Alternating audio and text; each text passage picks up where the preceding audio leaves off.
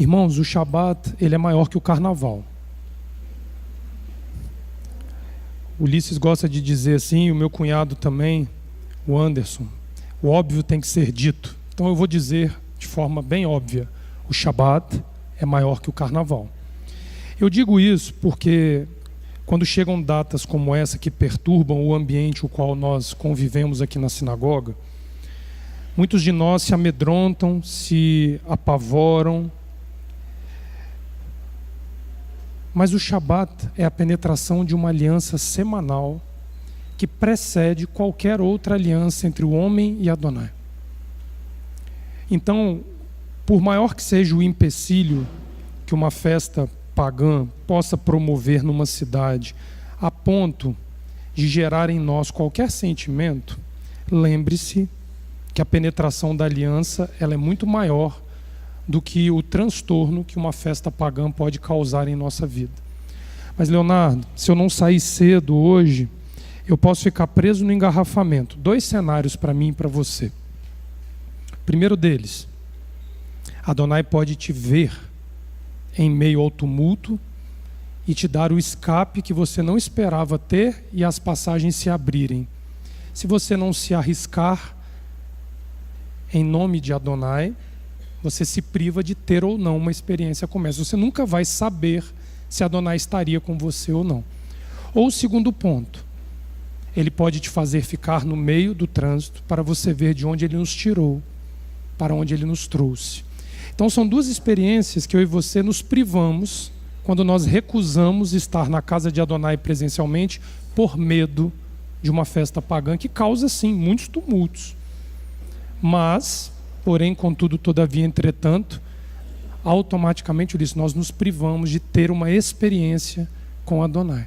Se Israel não chegasse ali na boca do mar de juncos, o mar nunca teria aberto, ou ia abrir à toa. Abriu porque Adonai conduziu e o povo foi sendo apertado até que o mar se abrisse. Então são pontos importantes que nós precisamos ver, porque isso fala diretamente ao que nós vamos aqui conversar na Parashá Mishpatim, como já foi lido aqui na frente. E lembrando que o Shabat Shekalim é o Shabat que anuncia a chegada do mês de Adar. Isso significa que nós estamos às portas do Shabat Pará, que se celebra no mês de Adar, que é o Shabat que marca a imersão para os festivais da primavera em Israel. Ou seja, para Pêssar e Shavuot nós precisamos descer as águas 3 vezes. Então, Shabat Pará, que vem algumas semanas à frente, nós vamos marcar a imersão para a preparação das datas sagradas que temos, que é Pêssar, que são pães asmos, que é a contagem do Sefirat HaOmer até a chegada em Shavuot. Não são poucos momentos diante de Adonai. Então, exige uma preparação. A Parashá de hoje, Julgamentos, ela começa no livro do Êxodo, capítulo 21. E eu queria ler do verso 1 ao 6 com vocês. Porque eu vou tentar dar continuidade ao ensino da semana passada, porque para quem não percebeu, eu ouvi pelo menos 2 vezes o ensino do sábado passado. Para quem não percebeu, o ensino partiu do princípio que para você penetrar na aliança do Sinai, Êxodo capítulo 19, você precisa ter uma condição para isso, que é permitir-se ser penetrado por Elohim. Então, o foco da Parashá na semana passada não foi falar da aliança propriamente, mas foi como eu devo chegar a ela, quais as condições que eu preciso ter para chegar a ela, ou por que eu não chego a ela. Isso aqui é um ponto importante. Então hoje, mantendo essa mesma premissa, nós vamos partir do ponto de por que conhecer julgamentos se eu não penetrei o pacto.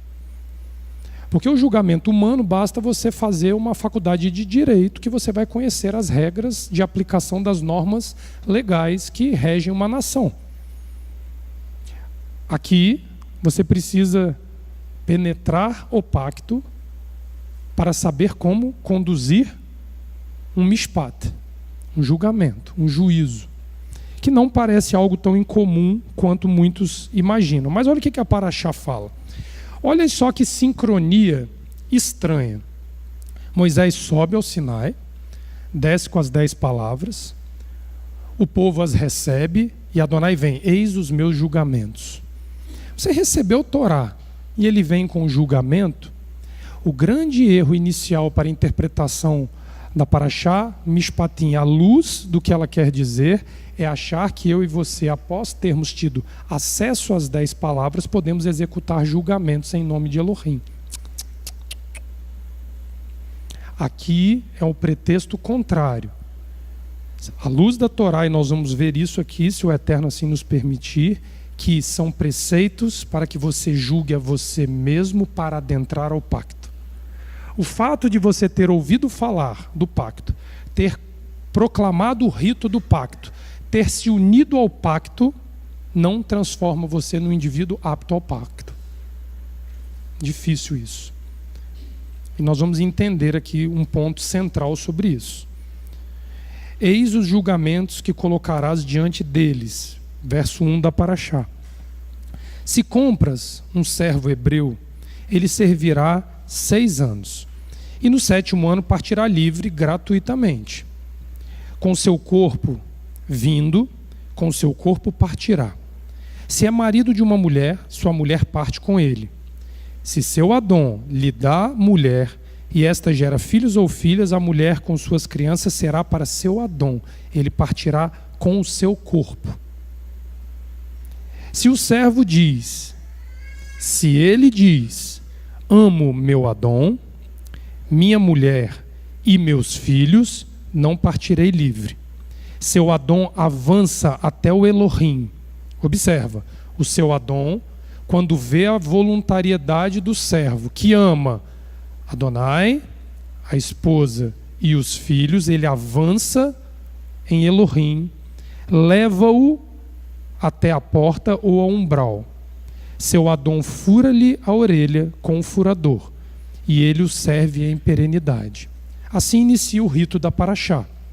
Os comentaristas divergem quanto ao fato de um servo comprado ser ou não considerado escravo. Aqui existe um primeiro dilema entre os comentaristas. Se ele é comprado, ele é escravo ou ele não é escravo? Existe diferença? O termo servo hebreu é uma expressão, o termo aqui nós acabamos de ler. Se compras um servo hebreu, note que não é qualquer servo, um servo hebreu. O termo servo hebreu, Eved Ivri, significa na sua natureza mais primitiva, escravo, servo, por definição, um homem que não tem sua liberdade e que está em poder de outro. Esta é a definição natural da palavra. No entanto, devido ao caráter absoluto da realeza que se forma na história humana, reis governando pessoas, em virtude deste processo, a didática humana começa a aplicar este termo, designando também os súditos reais, em particular seus mercenários, oficiais, ministros, cuja dedicação ao serviço rompia todos os outros vínculos pré-existentes.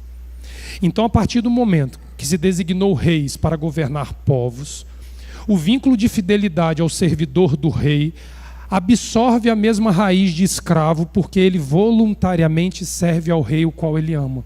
Então, a partir deste desenvolvimento na humanidade, temos uma nova ampliação no sentido da palavra. O termo se torna uma expressão de polidez.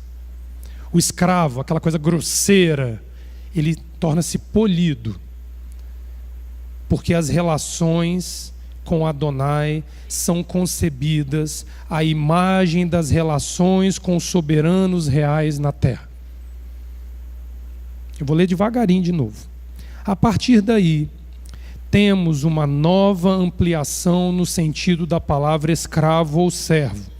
O termo se torna uma expressão de polidez, ele ganha valor, ele ganha brilho, ele ganha reconhecimento, ele ganha status, uma antítese do que a primitiva significação da raiz hebraica tinha, porque as relações com Adonai são concebidas à imagem das relações do soberano real terrestre. Se você é fiel ao rei que te governa na terra, esta é uma expressão que deve se ampliar para a relação do servo para com o Deus o qual o governa, seja ele qual Deus for. Tá? O termo passa assim a designar o devoto de determinado culto, o sacerdote, o fiel de determinada divindade, para alguns os fanáticos pela divindade. O livro do Levítico, no capítulo 25, verso 55, diz assim, eu vou ler para vocês: porque os filhos de Israel são meus servos são eles, que tirei da terra do Egito, eu sou Adonai, o vosso Elohim. Levítico, capítulo 25, verso 55.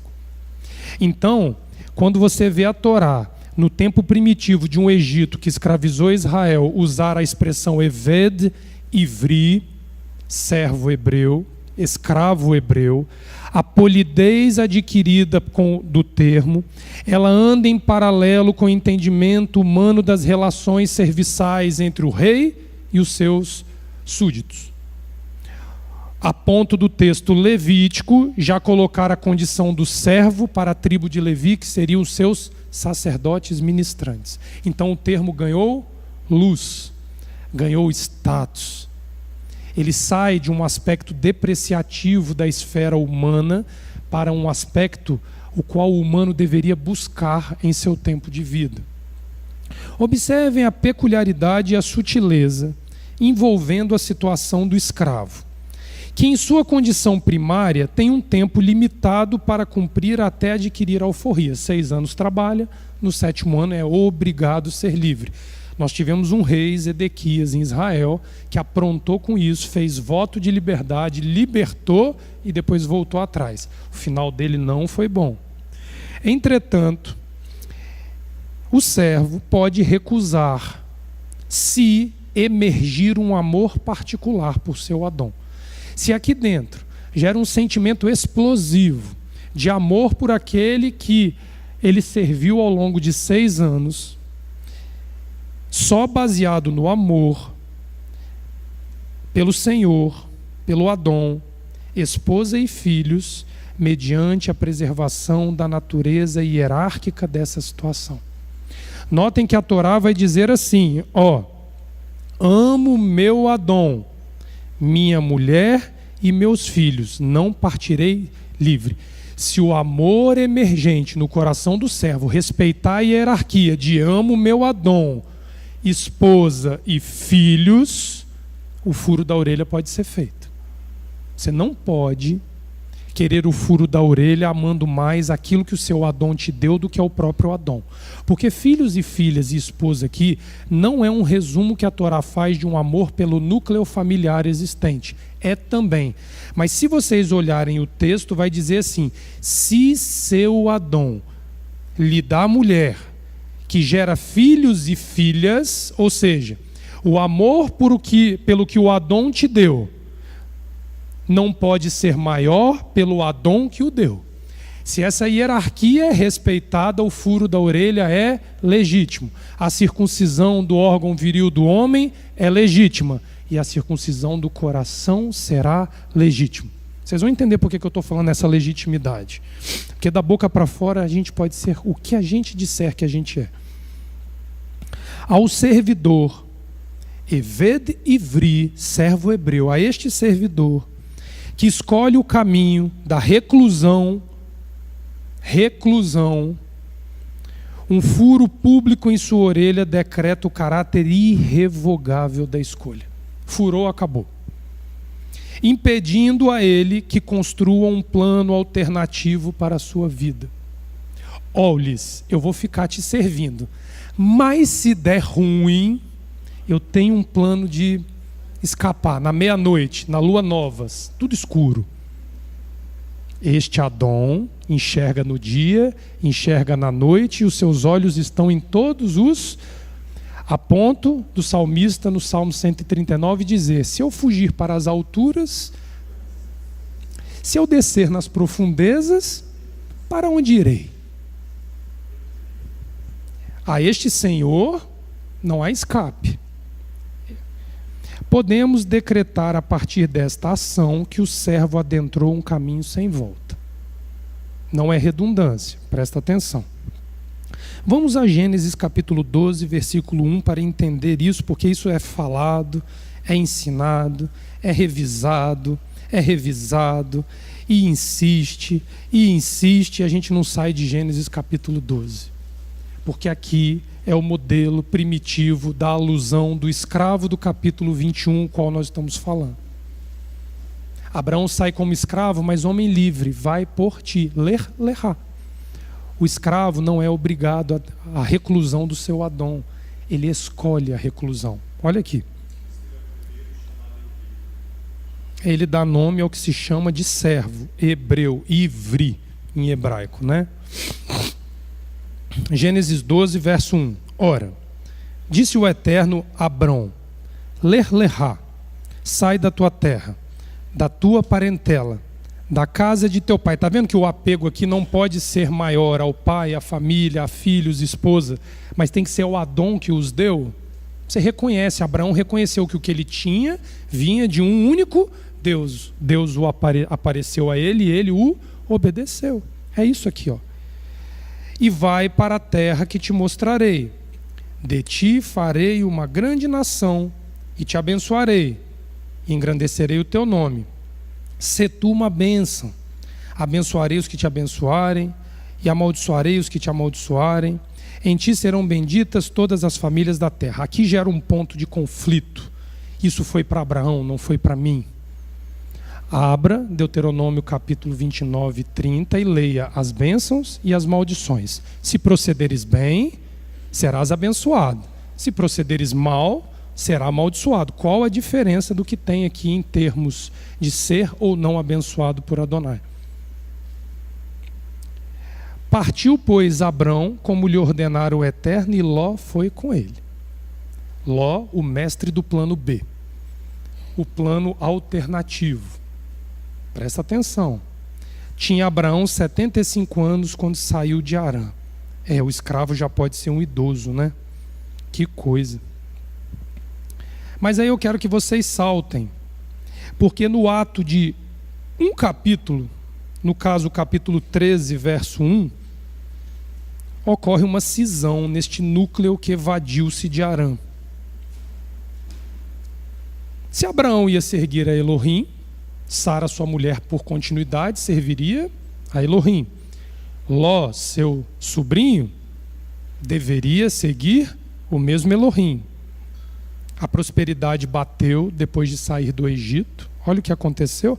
Ele saiu do Egito. Verdade. Saiu, pois, capítulo 13, Abrão do Egito para o Negueve. O movimento é de saída do Egito rumo à terra de Israel. Parece alguma coisa? Parece com o movimento de Êxodo capítulo 12, Israel marchando para fora do Egito rumo à terra de Canaã? Não é geográfico, né? Pois é, aqui foi geográfico, inclusive, para ficar bem marcado. Ele e sua mulher e tudo o que tinha, e Ló com... Então Ló fez peça. Ló fez peça. Era Abrão muito rico. Israel saiu com pouco ou com muito dinheiro do Egito? Pouco? Muito. Né? Né? Por que esta noite é diferente de todas as noites? Inclusive Israel saiu com muito recurso, que subsidiou um tabernáculo e não uma vida própria cheia de privilégios. Quem vou ensinar semana que vem, Terumá, tem que tocar nesse ponto. O subsídio egípcio é que construiu o Mishkan. A mão de obra foi hebreia, tá? Lembra disso. Escolhidos, mas mão de obra hebreia. O valor foi egípcio. Foi ou não foi? Israel era escravo, não tinha salário. Possuía gado, prata e ouro. Fez as suas jornadas do Neguebe até Beit El, até o lugar onde o primeiro estivera na sua tenda. entre Beit-El e Ai, até o lugar do altar que outrora tinha feito. E aí Abrão invocou o nome de Adonai. Saiu do Egito, construiu um altar. Interessante. Ló, que ia com Abrão, também tinha rebanhos, gados e tendas. Mas olha a notícia ruim. E a terra não podia suportá-los para que habitassem juntos, porque eram muitos os seus bens, de sorte que não podiam habitar um na companhia do outro. Houve contenda entre os pastores de gado de Abrão e os de Ló. Nesse tempo, os cananeus e ferezeus habitavam esta terra. Disse Abrão a Ló, uma ruptura no núcleo de exilados: não haja contenda entre mim e ti, entre os meus pastores e os teus pastores, porque somos parentes chegados. Acaso não está diante de ti toda a terra? Peço-te que te apartes de mim. Se fores para a esquerda, irei para a direita. Se fores para a direita, irei para a esquerda. Parece com Jetro, no vínculo com Moisés, quando chega, dá conselho, é acolhido, é apelado a ficar e diz assim: vou para a terra de Midian. Ele não penetra o pacto mosaico. A aliança do Sinai, Jetro teve toda a oportunidade como parente próximo de Abraão, de Moisés, por ser sogro dele, pai de Tsípora, mãe de Eliezer e de Gershom, filhos de Moisés. Ele tinha todo o direito legítimo. Disse: não, voltarei para a terra de Midian. Ló criou um plano B, porque se algo desse errado no trajeto, ele acumulou para si bens, porque se der errado, lhes, eu tenho uma outra opção na cidade. Vocês já ouviram esse slogan em algum lugar? Há na cidade uma outra opção para servir. Tá certo. Trazendo esse ângulo da Torá, onde, mesmo celebrando Pêssar, saindo do Egito, parte não emerge no pacto, esta realidade narrada recentemente na relação de Israel com seu Adão, nós estamos falando de um povo que estava sujeito a um Elohim, 400 anos no Egito, que acabou de marchar para fora do Egito. Adianta este povo marchar sem penetrar o pacto? Nós precisamos analisar isso com muito cuidado. Precisamos analisar detalhadamente os termos envolvendo a narrativa do Pacto do Sinai, a partir do ensino da semana anterior. Lembre-se, nem sempre a Torá se limita a fatores temporais, lógicos ou cronológicos. Você pode participar de um rito, de um pacto de consagração a Adonai hoje e demorar 20 anos para emergir nele.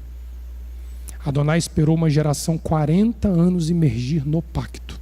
Nós vamos tocar nesse ponto aqui agora. Abre Êxodo, Shemot, capítulo 15, por favor.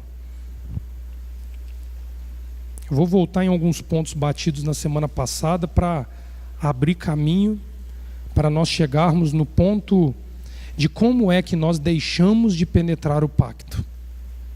Tem um mecanismo, pastor, bem determinado pela Torá que mostra como nós negaremos o pacto. Capítulo 15, verso 22 e 23. Vamos analisar aqui. Moshe faz partir os filhos de Israel do mar de Junco, ou mar vermelho em algumas traduções. Eles saem em direção ao deserto de Shur. Vão durante 3 dias no deserto, mas não encontram água. Eles chegam a Mará, mas não podem beber as águas de Mará. Sim, elas são amargas, e por isso ele clamou o nome Mará, a amarga. A frustração, isso aqui foi dito semana passada, foi grande o suficiente para desencadear e fazer desabrochar sentimentos escondidos no interior dos hebreus. Saiu livre, faltou água, começou a exposição do povo livre. Medo, incerteza, incredulidade, e a lista é vasta. Entretanto, a pedagogia divina sempre foi um norte que guiou Israel na história bíblica e, de fato, foi ignorada de maneira grosseira nesta passagem. A pedagogia divina, com as ações físicas que ele fazia, por si só, serviam como um norte para guiar Israel ao longo da sua história. Aqui Israel ignora esta bússola. A falta de água deveria sinalizar aos hebreus que a jornada em busca da palavra de Elohim seria árdua e com muita dificuldade nesse processo. Mas nunca seria privada de um povo que a buscasse incansavelmente. Abriu um poço, o filisteu fechava. Abriu um poço, o filisteu fechava. Não sei quantos poços abriu, Rehovot. Aqui Adonai nos deu lugar. Uma hora, incansavelmente trabalhando, há de se estabelecer água para o povo. Tem até música, né?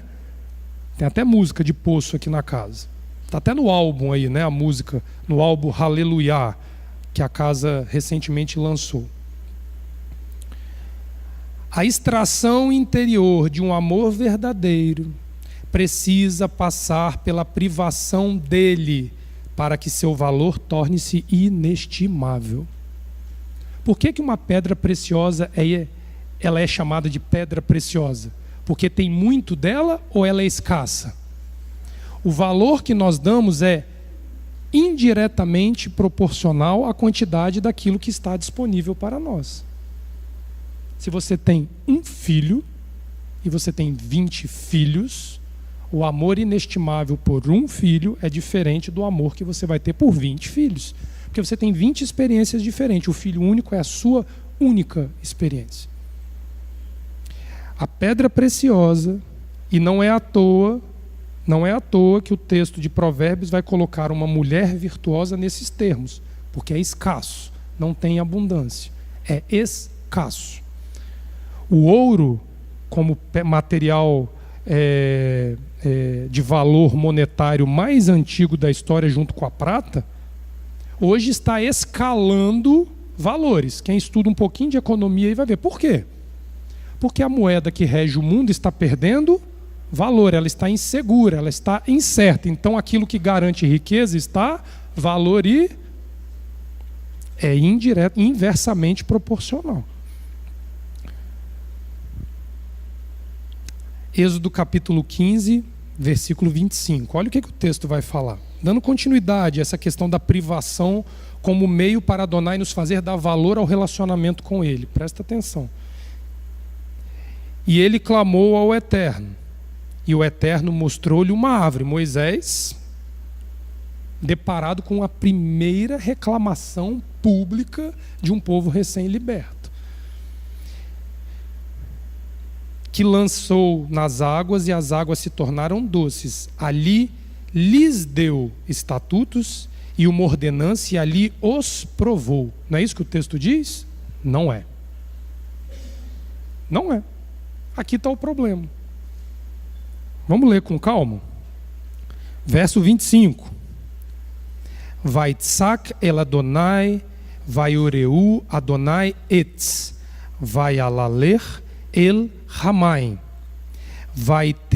vaiteku Ramaim, Shamsam lo,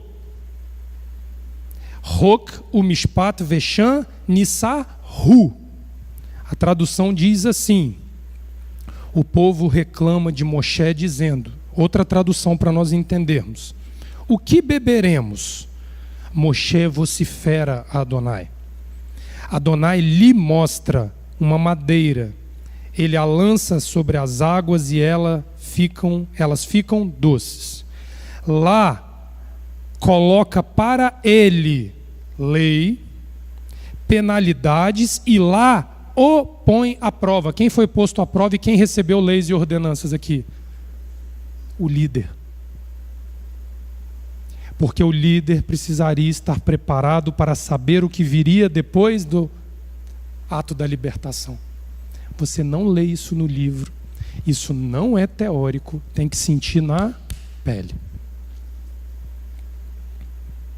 Olha lá. Ele diz, se ouves, isso é Adonai dizendo para Moshe, se ouves a voz de Adonai teu Elohim, e fazes o que é direito aos seus olhos, se escuta suas ordens e guarda todas as suas leis, toda doença que coloquei em Egito, não a colocarei contra ti. Ei, eu, Adonai, aquele que te cura. Eles, agora o povo, chegam a Eilim. Lá existem 12 olhos d'água e 70 tamareiras. Eles acampam ali junto às águas. A primeira aplicação de Mishpatim no ato de saída do Egito foi ao próprio líder da libertação, para prepará-lo pelo que viria atrás com um povo de difícil serviço para penetrar no pacto. O pacto aqui ainda não tinha sido feito. Eles estavam em busca da montanha de Adonai para fazer um pacto. Presta atenção nisso.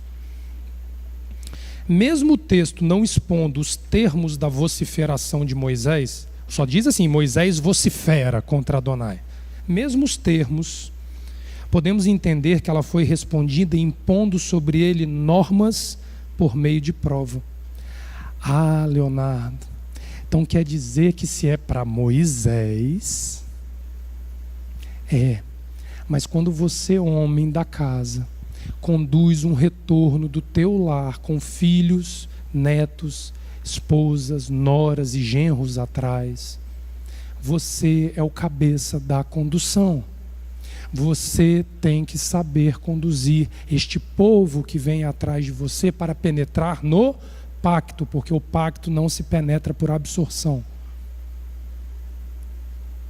Homens, é nossa função seguir Moshe e conduzir os lares para esta penetração, porque no fim, eu vou adiantar o final, no fim, a penetração ela é individual. Por mais que Israel a tenha feito de forma nacional.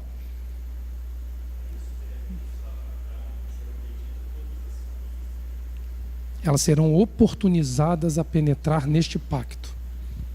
Mas, Leonardo, eu não tenho marido. Conduza você que tem Torá. Siga os passos de Moisés.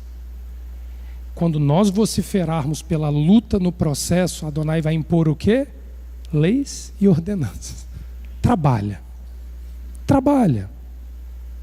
Aí ele encontra água, 12 olhos de água e 70 tamareiras. Aqui ele está mostrando o povo, ele está personificando o povo, 12 e 70, guarda esse número. Nós conversamos com os internos na penitenciária sobre isso, rapidamente, domingo passado. O líder de Israel é respondido com uma teofania, dando a ele alívio para seguir em frente com o povo. Tem uma teofania que acontece, pastor. A água amarga fica doce. Vocês acham que isso é difícil? Vocês acham que o coração de alguém se abrir para a Torá é um processo simples ou é um processo complexo? Mas esperançoso na visão de Moisés. O amargo ali foi Moisés saber o que ele passaria em vida conduzindo um povo a penetrar num pacto. Calma que nós estamos chegando lá no pacto. Isso está aí a definição de tribulação. Concordo com a senhora plenamente. O breve ensino é claro. O breve ensino de Moisés, ele é claro. Se quiserem encontrar o que beber no deserto, deve voltar-se para Adonai e confiar nele. Uma didática. Adonai abriu o mar, decretou 10 pragas, julgou o Egito. Mas se quiseres sobreviver ao deserto, tem que se voltar para Adonai. A prova tem como base concreta, aí eu vou pegar o que foi falado sábado passado, a austeridade da vida do deserto.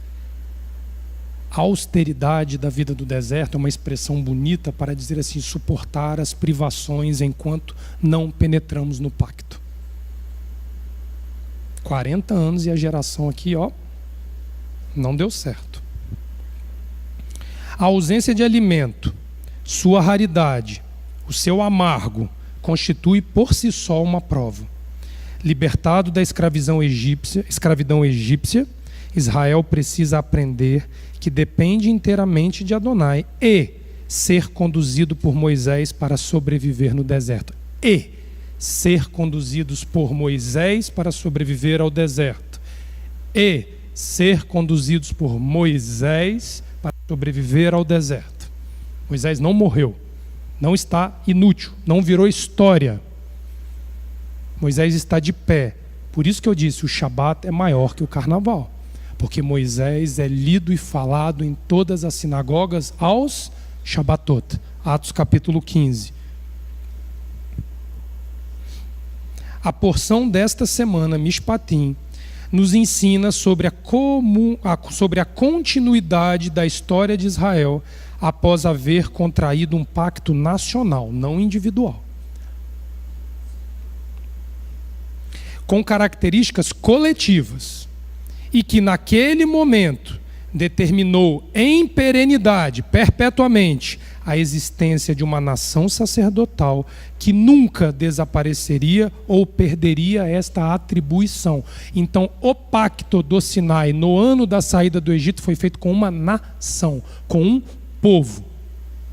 Esse é o primeiro exercício que nós precisamos ter, porque muitos de nós acham que nossos pais fizeram o dever de casa lá no Sinai e eu, por continuidade, sou beneficiado por ele, que eu não preciso todo Shavuot penetrar o pacto na minha vida, nos dias atuais não.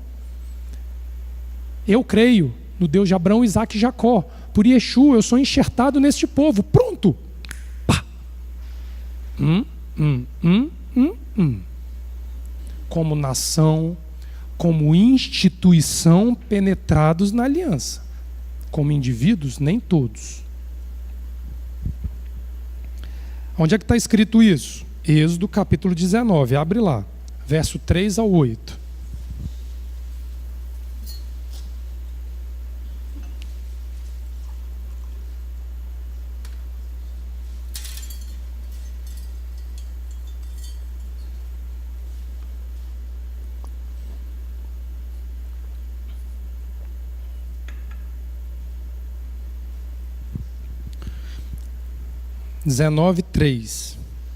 Subiu Moisés a Elohim, e do monte o Eterno o chamou e lhe disse: assim falarás à casa de Jacó e anunciará aos filhos de Israel: tendes visto o que fiz aos egípcios, como vos levei sobre as asas de águia e vos cheguei a mim.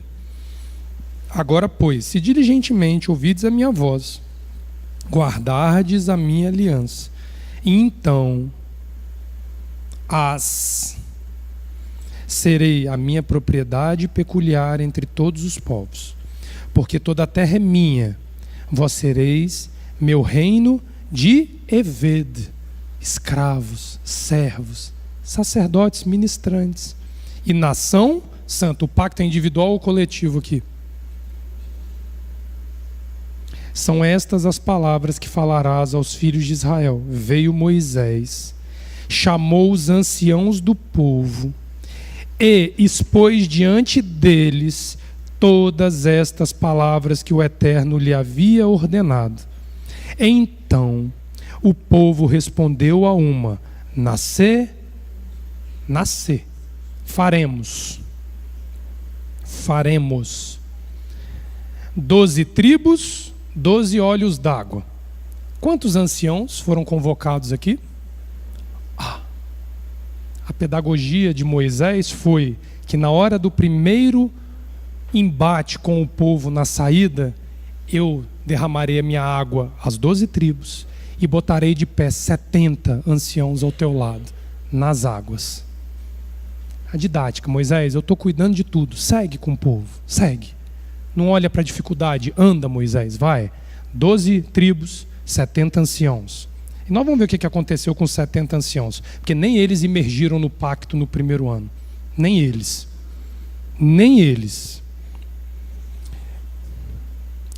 Entretanto,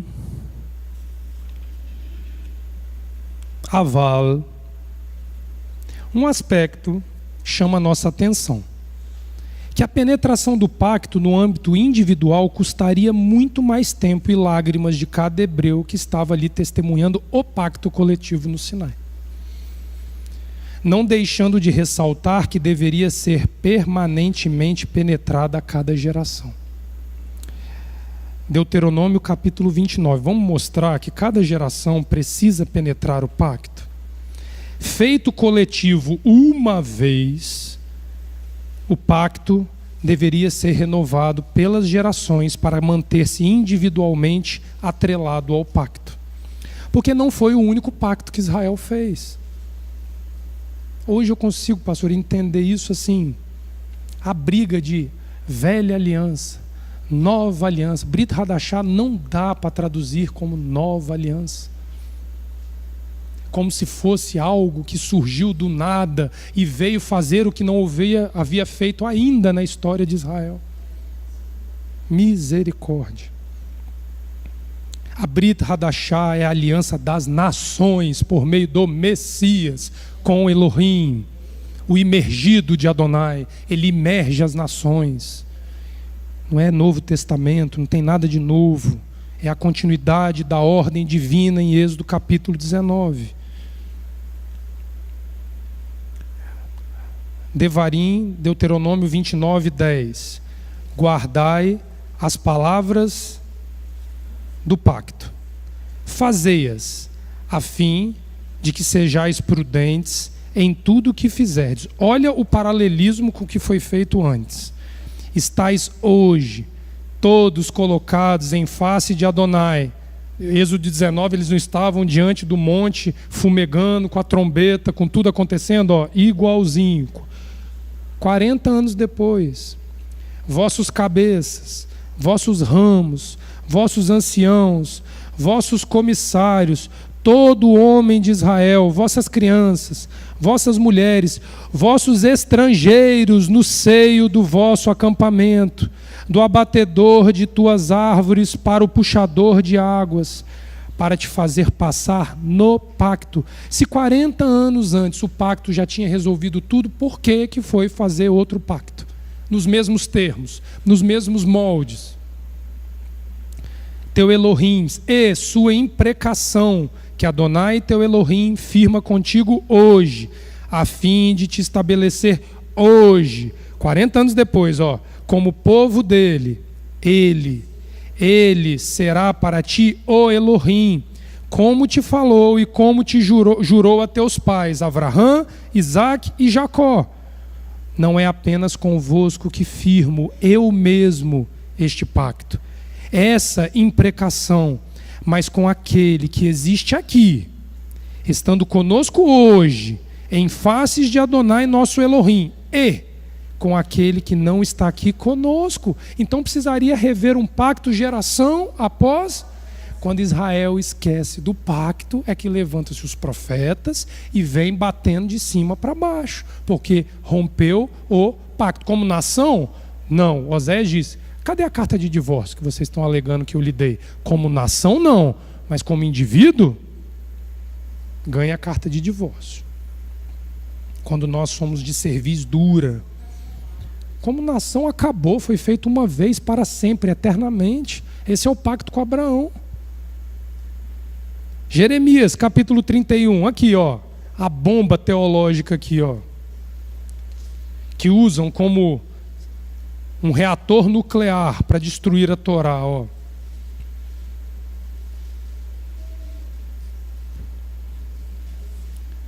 Outro pacto, pastor. Outro pacto, Jeremias 31, 31. Eis aí, vem dias, diz o Eterno, que firmarei nova aliança, Brit Hadashah, com a casa de Israel. Aí começa, invalidou tudo, Moisés foi aposentado, Abraão, Isaque e Jacó caíram no limbo do esquecimento, porque virá um que fará tudo novo.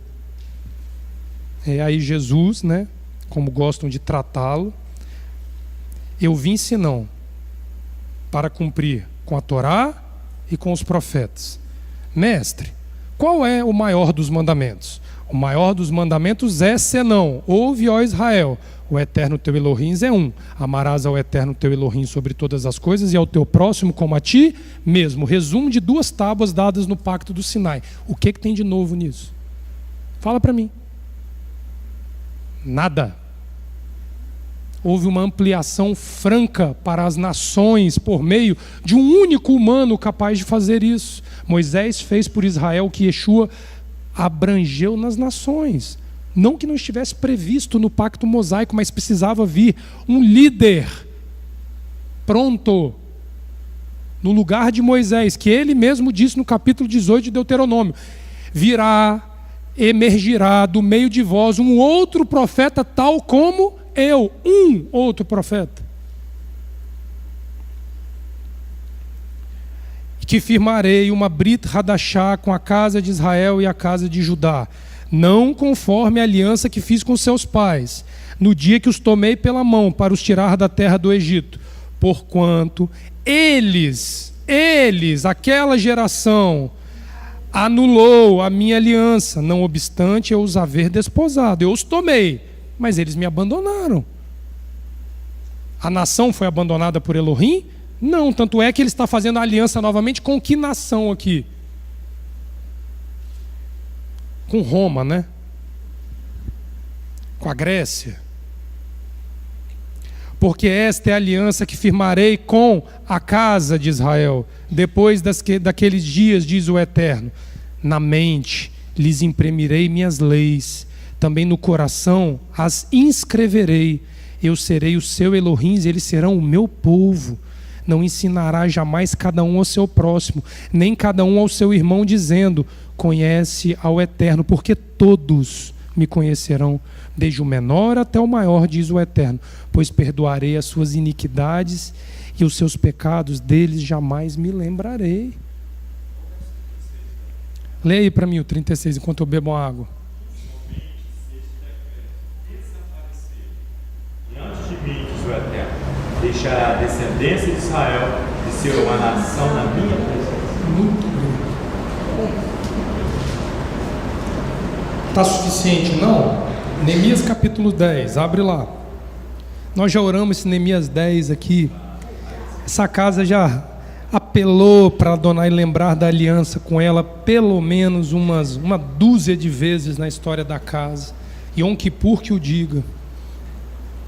Está sempre lá nas orações dos homens, né? Que divide, né, as noites, os turnos de hora em hora, né?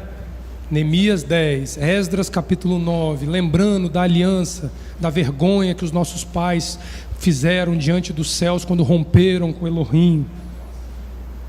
Corou o nosso rosto de vergonha, ele diz. Neemias 10, 28 e 29. O resto do povo, os sacerdotes, os levitas, os porteiros, os cantores, os servidores do templo e todos os que se tinham separado dos povos de outras terras, para a Torá de Elohim, o que se separou de todos os povos de outra terra, para a Torá de Elohim, suas mulheres, seus filhos, suas filhas, todos os que tinham saber e entendimento, firmemente aderiram a seus irmãos, quem? Os levitas, que começaram a gritar sobre o pacto. Seus nobres convieram numa imprecação e num jurar. O que tem de diferente de Êxodo capítulo 19 aqui? Pastora Sandra, me fala. De que andariam na Torá de Elohim, que foi dada por intermédio de Moisés, servo de Elohim, de que guardariam e cumpririam todos os mandamentos do Eterno nosso Elohim, seus juízos e seus... Neste sentido, podemos ver um aspecto unilateral do pacto no que tange a relação de Elohim com a nação. É unilateral, Adonai fez, ela não tem como ser quebrada. Por outro lado, um aspecto bilateral, no qual cada indivíduo apresentado ao pacto deveria aderir por iniciativa própria. Resumo da ópera: se Adonai fez uma aliança com esta casa e botou sobre ela o seu nome, isso é inviolável, porque ele botou. Agora, os membros desta casa, que ouviram o pacto, que fizeram parte deste ritual de consagração, precisam, na outra mão, atrelarem-se ao pacto. Como coletividade, está constituído. Como individualidade, não. Números capítulo 14. Vamos entender o problema ali com os espias. Precisamos entender, né?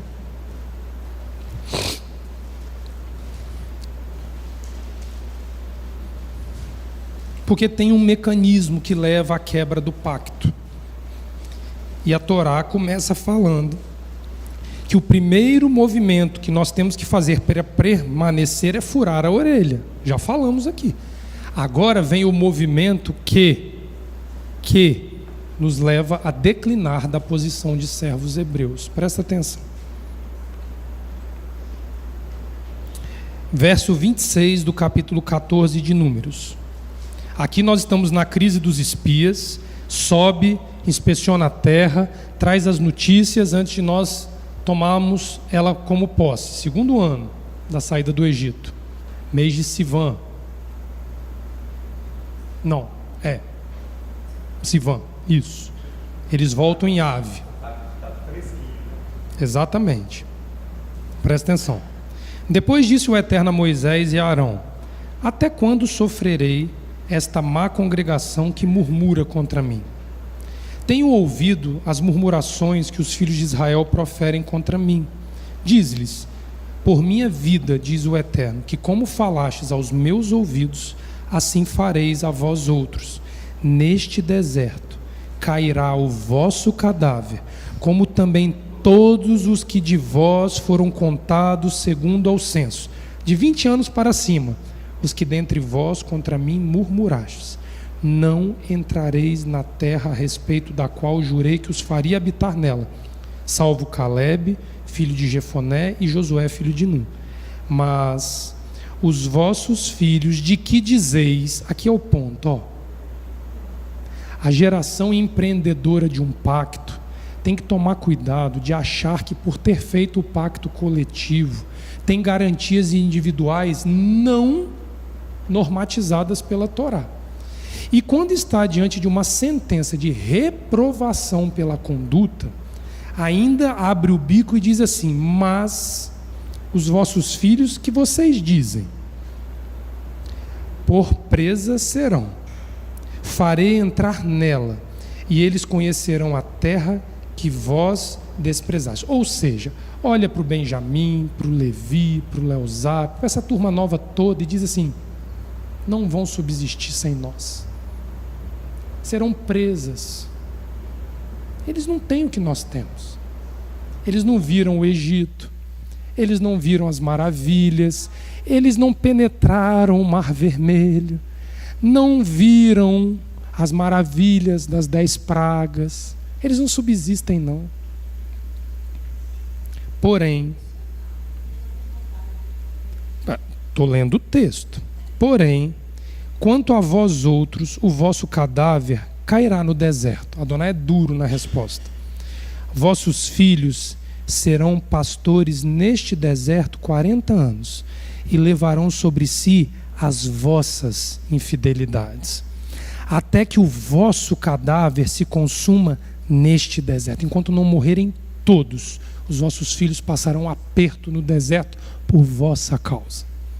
Esse é o dedo de Adonai para uma geração reprovada. Mas olha a continuidade. Segundo o número de dias que espiastes a terra, 40 dias, cada dia representando 1 ano, levarei sobre vós as vossas iniquidades, 40 anos, e tereis experiência do meu desagrado. Rompe o pacto.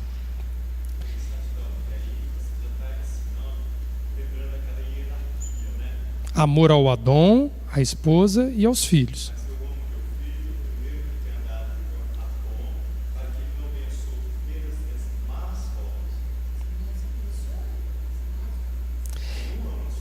Eu, o Eterno, falei: assim farei a toda esta má geração, má congregação que se levantou contra mim neste deserto se consumirão e ali falecerão. Por quê? Que no meio de 600 mil homens, mais mulheres, idosos e crianças não arrolados, numa estimativa de 2,4 milhões de pessoas, uma sentença tão pesada atingiu a todos menos dois. Tem que ter um mecanismo que leva uma coletividade, porque se nós entendemos que o pacto de cima para baixo é com a coletividade, mas a ruptura ou a confirmação do pacto é individual de baixo para cima, como que 2,4 milhões de pessoas conseguem se unir para romper um pacto? Porque uma coisa, Ulisses, é você estar com 300 pessoas, 10 desabam no deserto. Outra coisa é 298 desabarem e só ficarem 2 de pé. Tem que ter um mecanismo que, já que a penetração da aliança da parte do humano para com Elohim é individual, torne-os cole. A Torá tem uma resposta para isso. Alguém sabe me dizer qual é?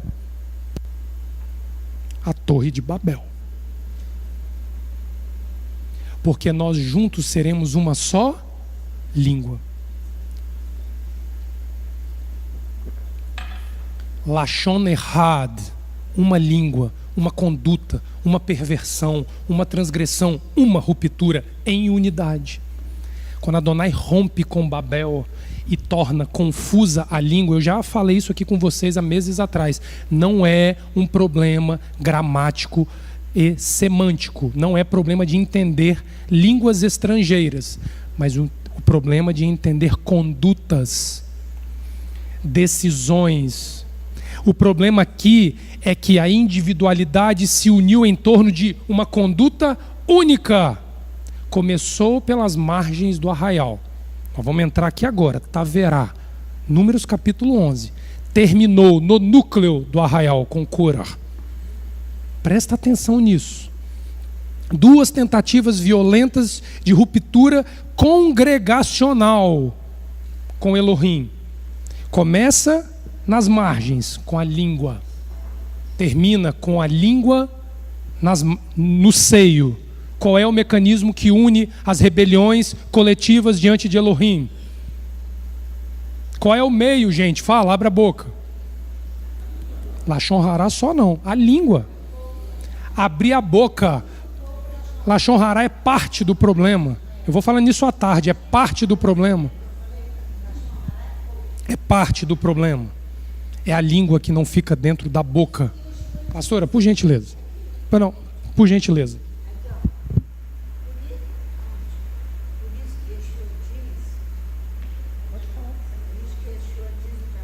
9 do livro de Lucas, ele vai dizer ali: pela tua boca eu te julgarei.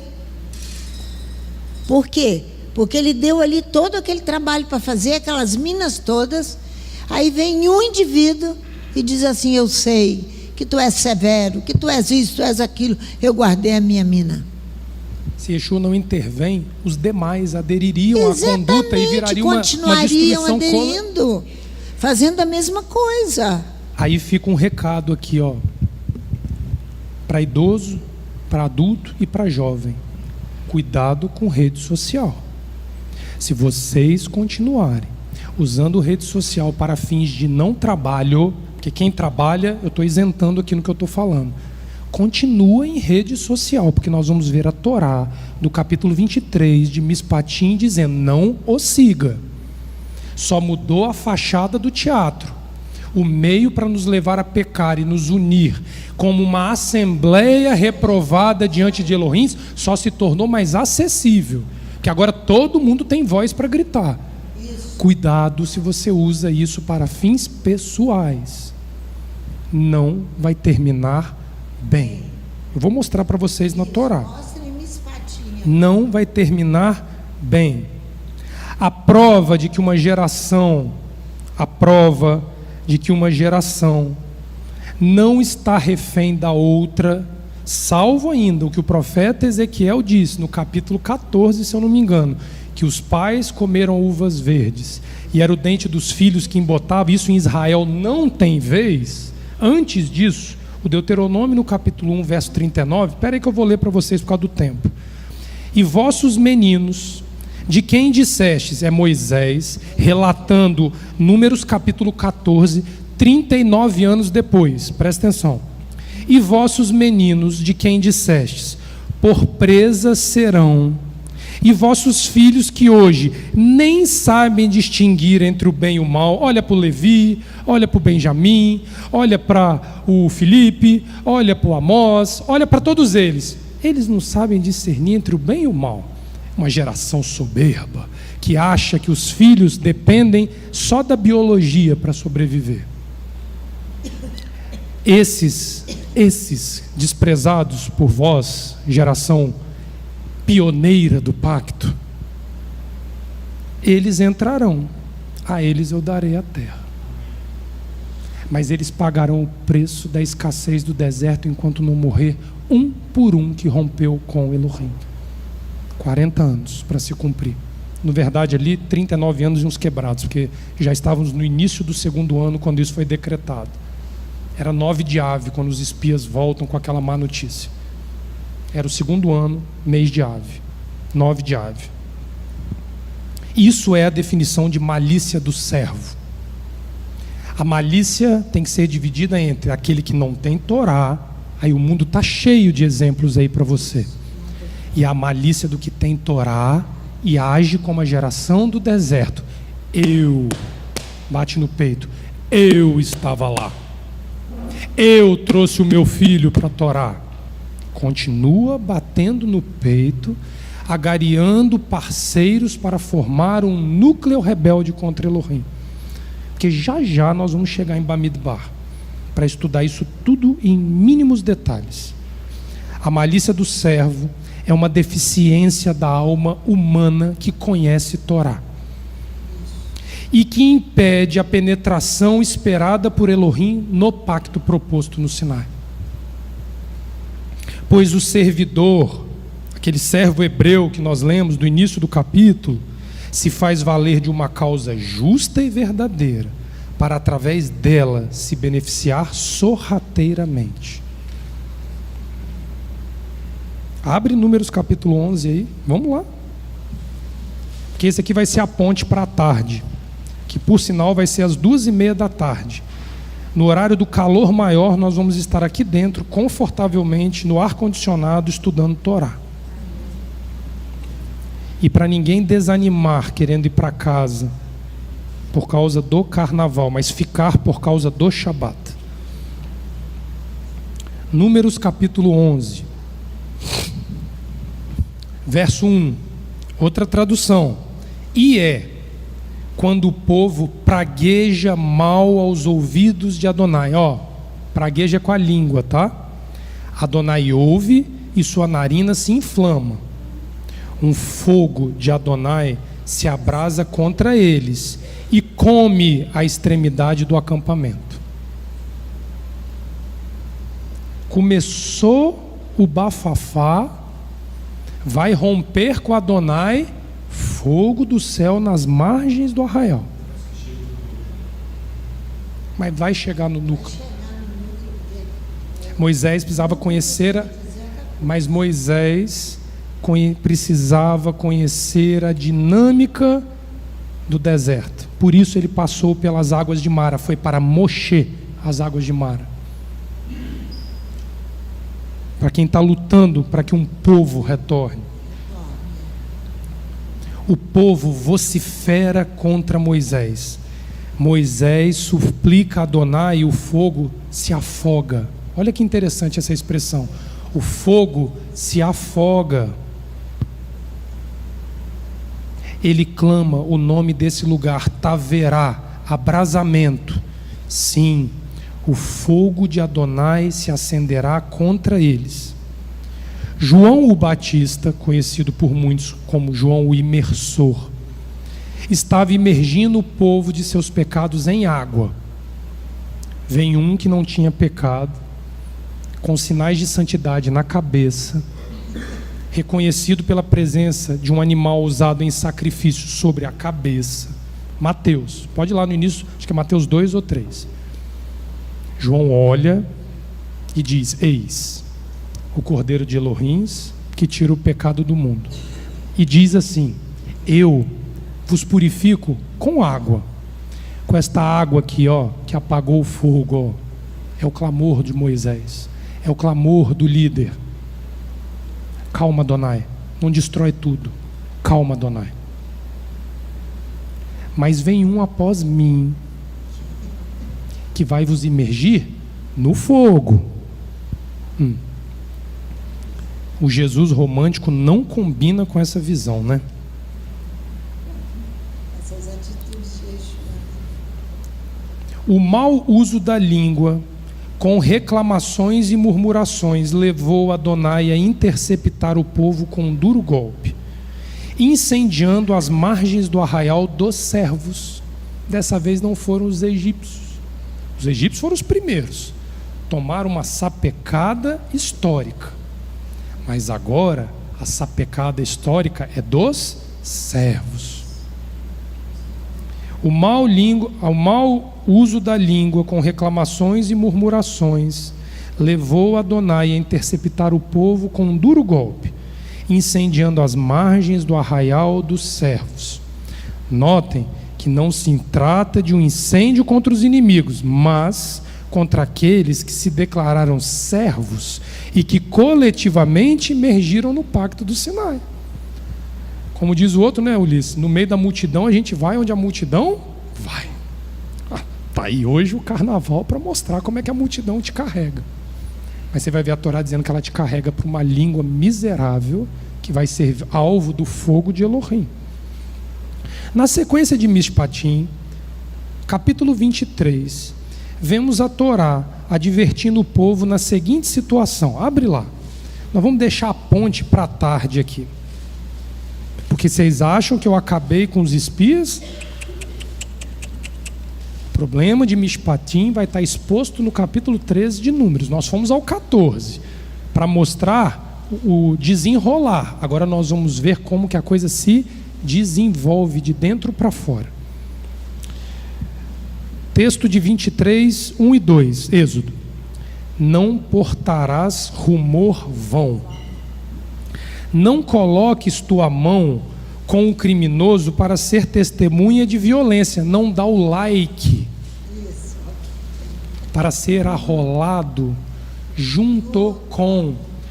Eu não vou falar de política não, porque eu nem gosto, mas eu acompanho. Tem gente presa até hoje por causa do tal do 8 de janeiro aqui, porque deu like nas redes sociais de quem, em tese, está sendo acusado pela baderna lá do dia 8 de janeiro. Porque deu um joinha na rede social.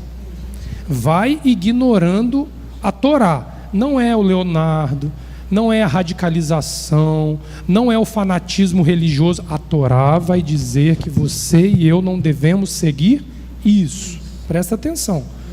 Não portarás rumor vão. Recebi aqui agora, Ulisses, uma mensagem. Tiroteio na Costa Pereira. Sábado, meio-dia. O que você faz? Compartilhar. Joga no grupo da congregação. Aí todo mundo, ó. Você nem checou a informação, mas você levou ela para adiante.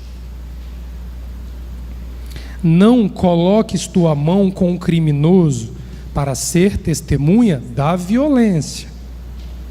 Não estará atrás de muitos para fazer o mal.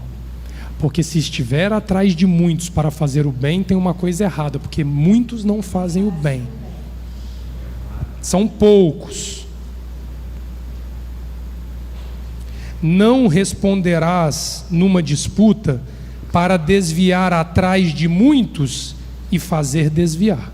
Eu vou ler de novo, porque essa tradução que nós temos aqui habitual, ela é o cúmulo do ridículo para falar de uma coisa tão séria do que a Torá está dizendo, e atual, porque quando Moisés as decretou para nós, Adonai viu as redes sociais hoje e o dano que isso causaria.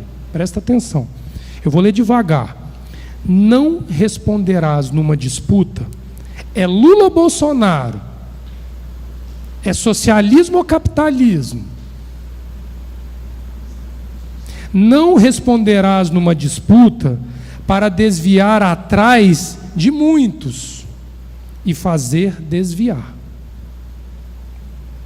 A palavra nassá, usada aqui no texto, significa carregar, portar, levantar-se contra, insurgir ou promover motim. Então a palavrinha aqui, não portarás rumor vão, traduzindo ao pé da letra não se insurgirá, não promoverás motim, não te rebelarás. Aí você pega a tradução, não espalharás notícias falsas, nem dará mão ao ímpio.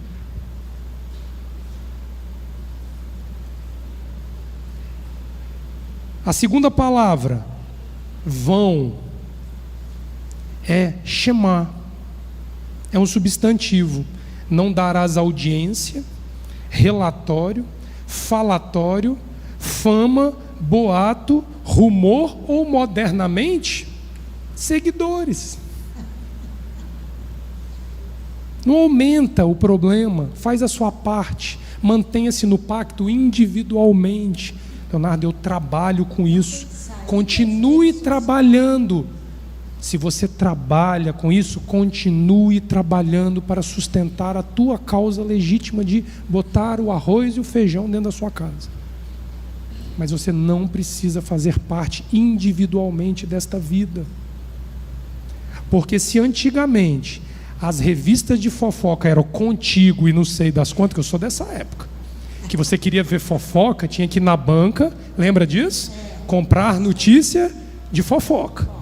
Agora ela chega no seu telefone em tempo real e você as espalha de forma progressiva, incalculavelmente. O que mudou? O cenário, mas o problema é antigo. A Torá está denunciando esse aspecto dentro de casa, dos servos hebreus.